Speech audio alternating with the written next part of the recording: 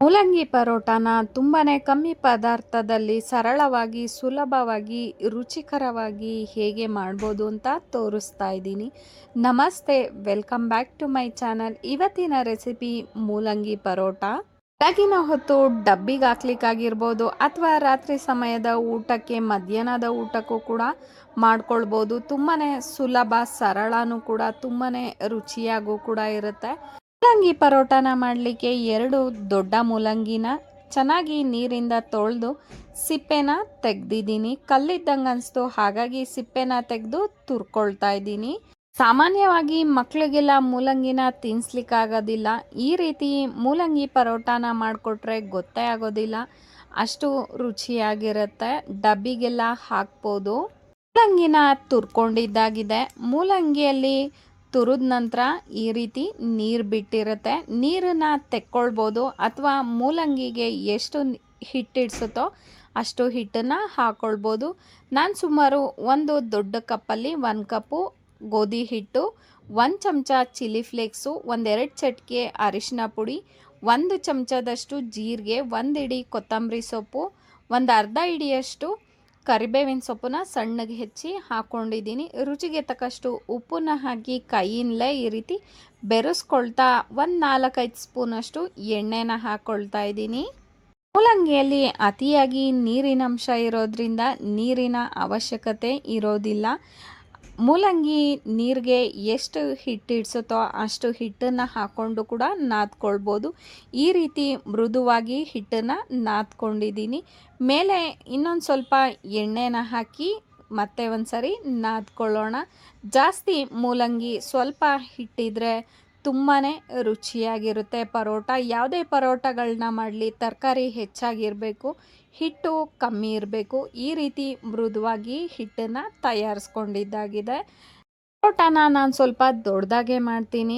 ನಾನು ದಪ್ಪ ಬಿಲ್ಲೆನ ತೊಗೊಂಡಿದ್ದೀನಿ.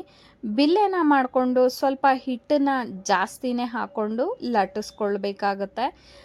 ಲಟ್ಟಿಸುವಾಗ ಮೂಲಂಗಿಯಲ್ಲಿರುವಂತಹ ನೀರಿನಂಶ ಬಿಡ್ತಾ ಹೋಗುತ್ತೆ.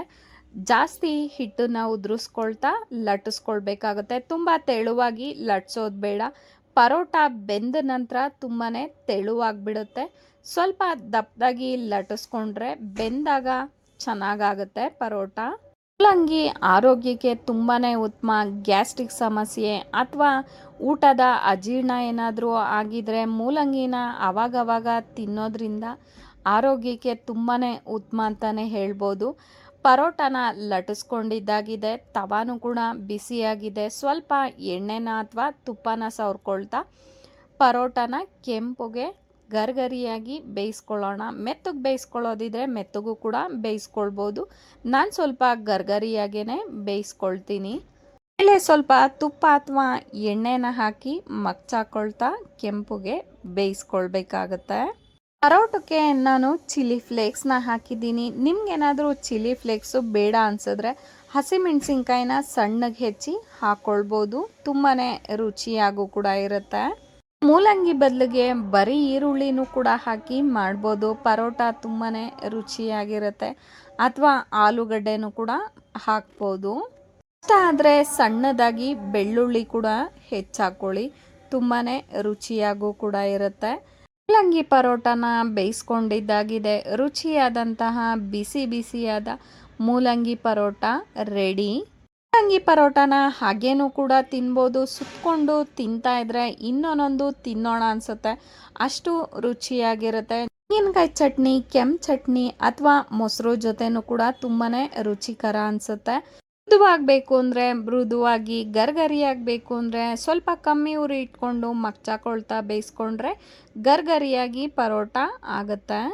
ಮೂಲಂಗಿ ಪರೋಟನ ನೀವು ಕೂಡ ಒಮ್ಮೆ ಮಾಡಿ ನೋಡಿ. ಟೇಸ್ಟ್ ಹೇಗಿತ್ತು ಅಂತ ತಿಳಿಸೋದನ್ನು ಮರಿಬೇಡಿ.